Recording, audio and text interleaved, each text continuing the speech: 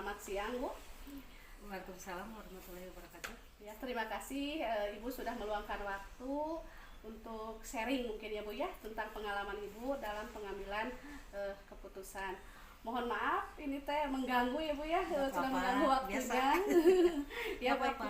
Baik Bu, bisa kita mulai ya Bu ya. Begini Bu. Bagaimana Ibu dapat mengidentifikasi kasus-kasus yang merupakan dilema etika ataupun bujukan moral? Oh, yang dari sekolah sehari-hari ya. Iya. Itu ya.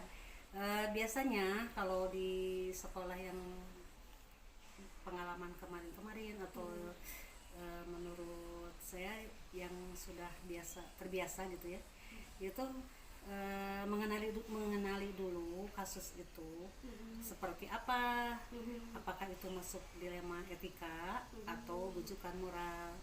Terus selanjutnya mengenali nilai-nilai kebajikan dan apa yang dilanggar dari kasus itu. Jadi apa dulu yang dilanggar sama permasalahannya apa gitu. Terus mencari tahu dulu siapa saja yang terlibatnya.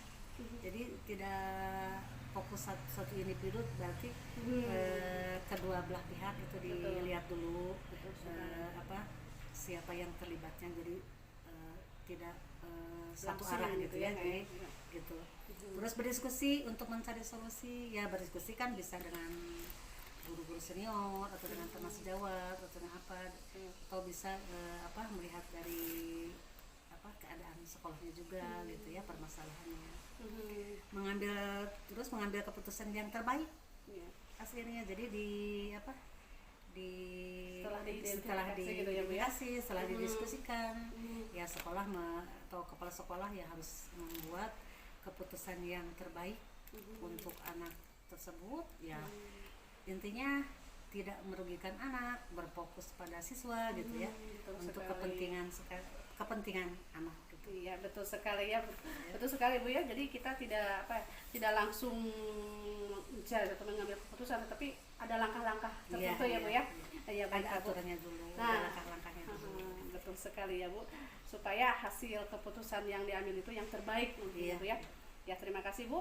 Selanjutnya Ibu, bagaimana Ibu menjalankan pengambilan keputusan di sekolah Ibu, terutama untuk kasus-kasus di mana ada dua kepentingan yang sama-sama benar nih Bu. Jadi dilema mungkin ya Bu ya.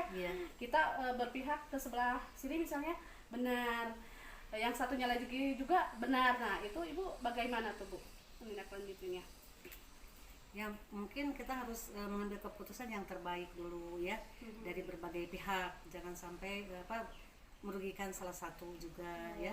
Harus berani mengambil keputusan juga. Tetap sekolah ya harus ada keputusan yang pasti dulu ya. Itu harus ada keputusan yang yang pasti untuk permasalahan itu.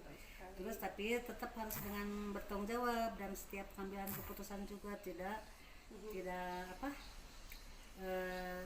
harus berdasarkan prinsip-prinsip gitu istilahnya, prinsip-prinsip dalam kebajikan. Jadi tidak melenceng dari aturan-aturan tidak juga. Tidak asal mengambil keputusan ya Bu ya, harus dipikirkan dengan matang dulu. Jangan sampai kita membuat keputusan tapi tidak melihat prinsip-prinsip dulu dalam keadilan juga pengambilan keputusan untuk siswa ya gitu. Betul sekali ya Bu ya, memang harus ada dasar-dasarnya ya Bu ya dalam mengambil keputusan mungkin seperti itu. Baiklah Bu, kita lanjutkan. Langkah-langkah atau prosedur seperti apa yang biasa Ibu lakukan selama ini dalam pengambilan keputusan apabila ada kasus-kasus seperti itu? Langkah-langkahnya mungkin Bu. Ya, langkah-langkahnya mungkin dari individu dulu ya, lawan kelompok, atau itu dari masyarakat, dari individu juga. Itu dari individu atau kelompok gitu ya. Identifikasi dulu ya gitu. Terus kejujurannya lawan kesetiaan dilihat dulu gitu ya. Terus rasa keadilan, rasa kasihan juga. Jangan sampai kita membuat keputusan tapi tidak ada rasa keadilan gitu ya. Ada yang dirugikan. Ya, tetap kita juga ada rasa kasihan juga gitu kan. Itu jangan sampai merugikan anak juga ya dari keputusan itu. Atau jangka pendek, kalau jangka panjangnya begini, nanti jangka panjangnya juga jangan sampai ada keputusan itu jangan sampai ada efeknya nanti jangka panjangnya gitu. Betul sekali. Ya, Harus mungkin mata itu. ya. Betul sekali ya Bu. Jadi kita harus memahami dulu nih ya Bu ya dari awal Iya. seperti apa.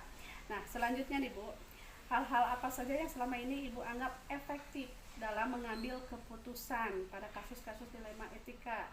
Itu Ibu berdasarkan yang langkah efektifnya itu lihat dari segi apa tuh Bu kira-kira? Oh ya, mungkin itu kan dari peraturan dulu, berbasis dari peraturan. Kita kan tidak boleh melenceng dari aturan juga. Betul. Meskipun kita punya keputusan yang terbaik, tapi menyalahi aturan ya tetap tidak boleh. Jadi kita tetap harus berbasis kepada peraturan-peraturan yang berlaku juga gitu ya.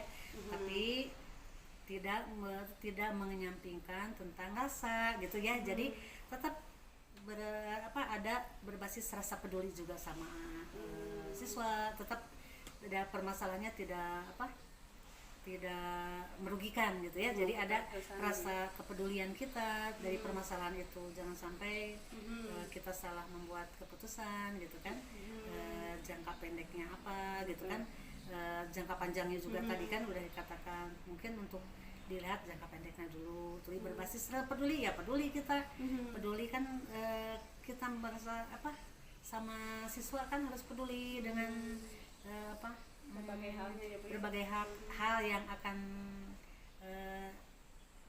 menjadikan diputuskan untuk kedepannya gitu. Iya. Jangan sampai anak dalam peraturan ini pengambilan keputusan juga merugikan anak. Jadi kan tetap pada aturan, berbasis peraturan dulu, tidak melenceng dari aturan gitu. Betul. Berarti yang saya ambil ini, jadi Ibu tetap yang pertama itu adalah terhadap siswa, kepentingan siswa yang itu ya, berpusat pada siswa gitu, kebaikan siswa lah gitu. Pendidikan kan untuk siswa. Betul jadi sekali. Perkembangan anak itu ya siswanya dilihat dulu, bukan dilihat dari latar belakang atau apa, tetap kita untuk tidak membanding-bandingkan ya. Betul, Jadi betul. tapi tetap kita fokus untuk anak-anak supaya lebih maju gitu kan. Masa depannya. Jadi masa depannya ya, dengan itu. Iya, betul sekali ya Bu. Setuju sekali Bu saya seperti pendapat Ibu seperti itu. Nah, kemudian Bu, ada tidak Bu hal-hal apa saja nih yang selama ini tantangan Ibu, ada nggak dalam pengambilan keputusan Ibu itu, ada nggak hal-hal yang menjadi tantangan dalam pengambilan keputusan dalam setiap kasus-kasus yang pernah Ibu hadapi? Tantangannya itu seperti Tantangannya apa? banyak, kadang-kadang Banyak. ya itu, kadang-kadang dari anak tersebut gitu Iya. kan. Kita tetap harus pertahankan aturan dulu gitu ya. Jangan sampai melenceng dari aturan yang baik gitu, yang sudah disepakati di sekolah. Jangan sampai anak di luar aturan gitu. Tapi tetap kita mengambil keputusan juga harus dengan hati-hati juga, tapi tetap tidak merugikan orang lain, gitu, anak juga gitu kan. Tidak ada yang dirugikan ya Bu ya. Yang terpenting kepentingan anak ya. Yang Jadi nomor satu gitu gitu. ya. Betul. Jadi perkembangan anak juga jangan sampai dengan keputusan ini perkembangan anak jadi terhambat atau apa gitu. Betul Dilema sekali. lagi ada permasalahan yang lain gitu. Jangan sampai mengambil keputusan ada permasalahan baru gitu Baru Bu, ya gitu. Jadi tetap harus dipikirkan dulu. Jadi tantangan ada ya Bu ya. Tantangan ada, tapi ya tetap kita diskusikan dengan di sekolah juga kan ada guru-guru yang atau dengan para komite atau di lingkungan juga kan bisa dilibatkan gitu untuk kepentingan anak. Iya. Ya nomor satu yang anak gitu. Tetap yang berfokus pada anak gitu. Ya, anak. Betul sekali Bu ya. Ya. Baik Ibu. Selanjutnya nih Bu, apakah Ibu memiliki jadwal tertentu ya Bu dalam penyelesaian kasus dilema, misalnya seperti apa gitu? Ada jadwalnya tidak Bu dalam menyelesaikan permasalahan, biasanya seperti apa gitu jadwalnya? Jadwalnya itu kan ada jangka pendek dan panjang gitu ya, tapi tetap kita yang harus ditargetkan jangka pendek dulu gitu ya. Tapi jangan mengabaikan jangka panjangnya, nanti timbul lagi masalah, berarti kita jangka pendeknya ya kita diskusikan lagi gitu dengan rekan-rekan sejawat gitu kan, dengan ada juga kan ada di grup KKD kepala sekolah juga ya di PKKS juga gitu kan, ada tampungan itu ya, kalau kita permasalahan dari kepala sekolah kan ada, itu juga kan dari PKKS, kita tidak, jangan sampai kita di luar aturan juga gitu membuat keputusan. Berarti Ibu, kalau menurut saya Ibu sudah terjadwal berarti ya Bu ya, sudah banyak sekali, sudah, jadi kalau ada kasus-kasus Ibu sudah siap mungkin ya Bu ya. Alhamdulillah. Harus siap ya, harus siap, betul sekali ya Bu ya. Harus diselesaikan tiap kasus juga, jangan sampai disimpan terus ada permasalahan baru atau semakin meluas itu. Nah, itulah tanggung jawab kepala sekolah ya Bu ya. Selanjutnya nih Bu, adakah seseorang nih Bu atau faktor-faktor apa yang mempermudah atau membantu Ibu dalam pengambilan keputusan dalam kasus-kasus dilema tersebut? Ada yang membantu tidak Bu?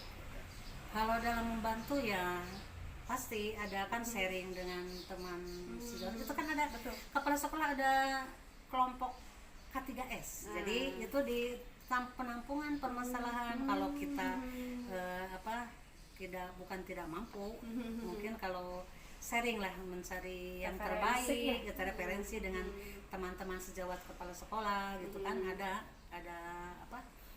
grupnya, kita kan bisa sharing, atau dengan tokoh masyarakat juga kan, dilibatkan juga komite juga kan, komite juga kan suka memantau ada apa gitu kan di sekolah, tetap kita ajak dulu komite juga dalam permasalahan di sekolah, guru-guru senior juga kita kan libatkan juga gitu kan.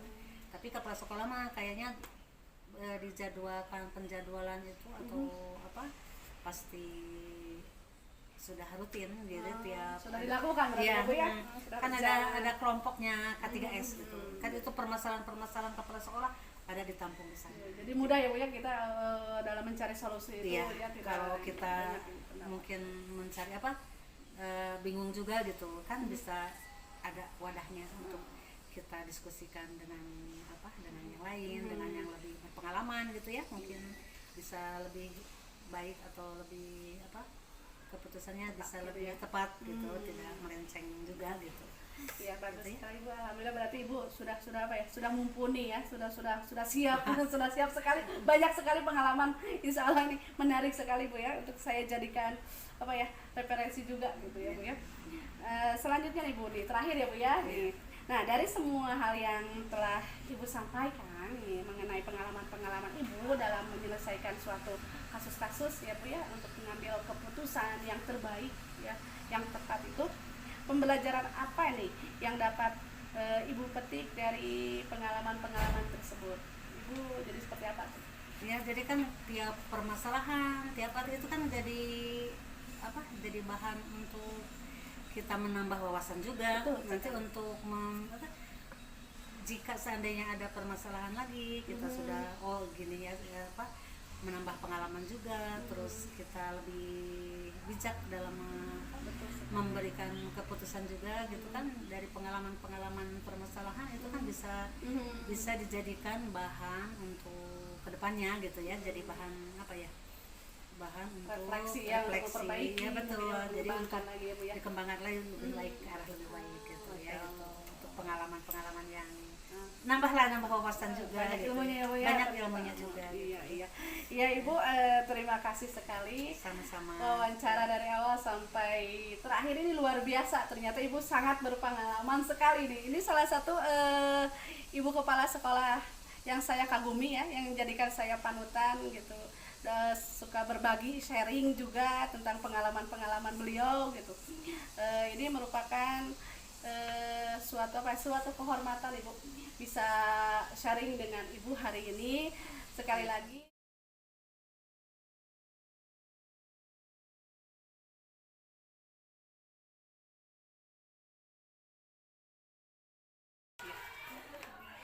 Assalamualaikum warahmatullahi wabarakatuh. Selamat pagi Ibu ya. Terima kasih sudah meluangkan waktu.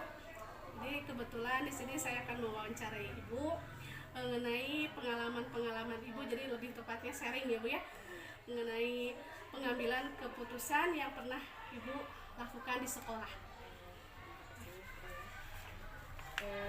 Boleh.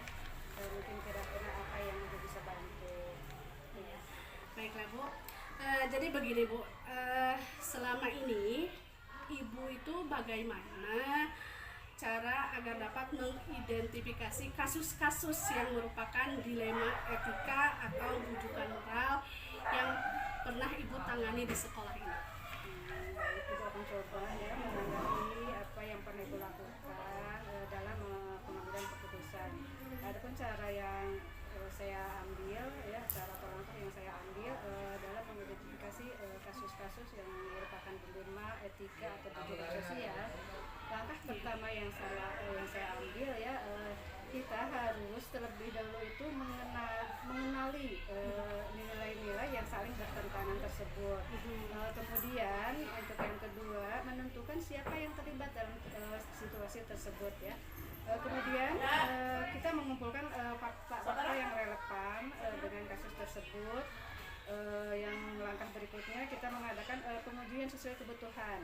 Kemudian juga yang berikutnya kita melakukan prinsip resolusi atau keputusan yang akan kita buat.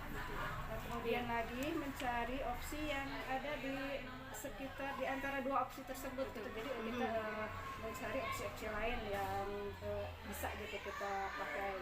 Kemudian lagi kita barulah membuat keputusan. Kemudian terakhir kita melihat kembali keputusan tersebut dan merefleksikan. Berarti Ibu di awalnya mengenali dulu gitu ya Bu ya, mencari tahu dulu itu masalahnya seperti apa gitu. Iya baik, terima kasih Ibu. Nah kemudian Ibu bagaimana Ibu menjalankan pengambilan keputusan di sekolah Ibu, terutama untuk kasus-kasus yang dimana ada dua kepentingan yang sama-sama benar. Jadi kalau salah satu diambil memang benar, ini juga benar. Nah itu bagaimana Ibu cara mengambil keputusannya? Dalam menjalankan pengambilan keputusan ya di sekolah, terutama untuk kasus-kasus di mana ada dua kepentingan yang sama benar atau sama-sama mengandung nilai kebijakan, tentunya keputusan yang kita ambil itu harus sebijak mungkin ya, dengan memperhatikan segala aspek serta mereplikasikan nilai-nilai yang dijunjung tinggi oleh sekolah ya. Sebagai pemimpin pembelajaran untuk mengambil keputusan kita membutuhkan keberanian dan percaya diri juga untuk mengambil konsekuensi dan implikasi yang kita ambil gitu. Karena tidak ada keputusan yang bisa sepenuhnya mengakomodasi seluruh kepentingan para pemangku kepentingan tersebut ya.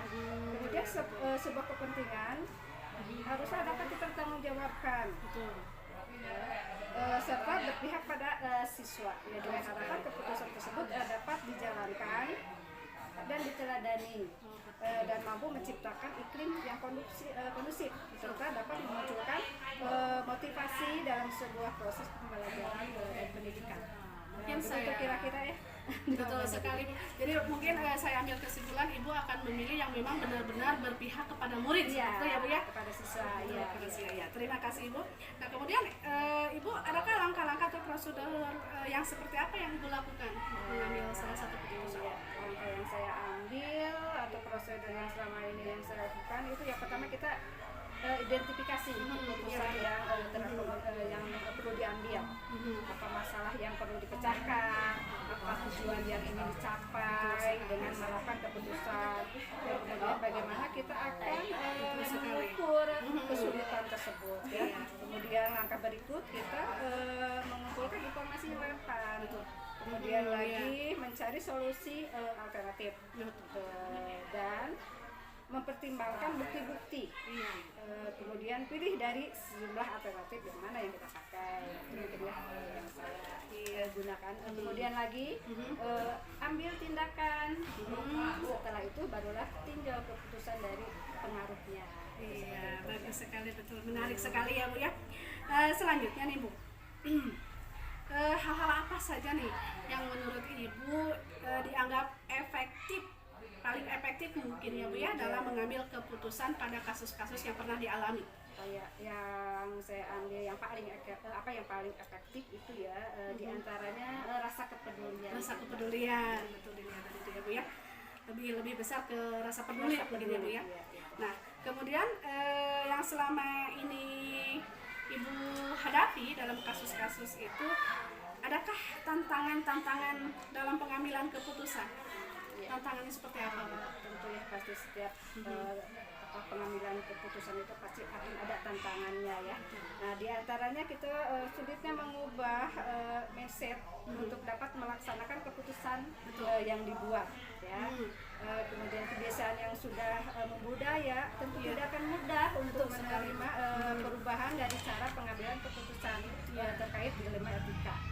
Namun tentunya menjadi salah satu motivasi guru untuk terutama mengupgrade ya kompetensinya untuk dapat menumbuhkan menumbuh kembangkan minat Potensi dan ya, Bu, ya? motivasi untuk siswa belajar. Betul sekali. Jadi tantangan itu bukan berarti harus dihindari, tapi Betul. justru harus jadikan motivasi. Iya, bagus sekali. Berarti pasti ada saja ya, Bu, ya, tantangan Iya, pasti, dari tentu. setiap keputusan yang Ibu ambil gitu, ada pro dan kontra Iya, mungkin ya, Bu, ya. pasti, betul. Tapi bukan berarti kita jadi berkecil hati, tetap Iya, kita terus ya. semangat, termotivasi. Agar dapat menumbuh kembangkan minat dan motivasi untuk siswa tadi Iya, ya. terutama kita untuk kepentingan siswa yang terutama. Iya, terima kasih, Bu. Selanjutnya, Bu, apakah Ibu memiliki sebuah jadwal tertentu dalam menyelesaikan kasus yang dihadapi, kasus dilema etika gitu, atau Ibu menyelesaikan di tempat, atau ada alternatif lainnya? Biasanya Ibu seperti apa? Jadwal itu ada ya, kita buat jadwalnya. Oke, kemudian jadi tidak langsung, tapi kita harus jadwalkan dulu. Kemudian kita dalam itu mencari identifikasi dulu, mencari permasalahan yang tadi ya. Kemudian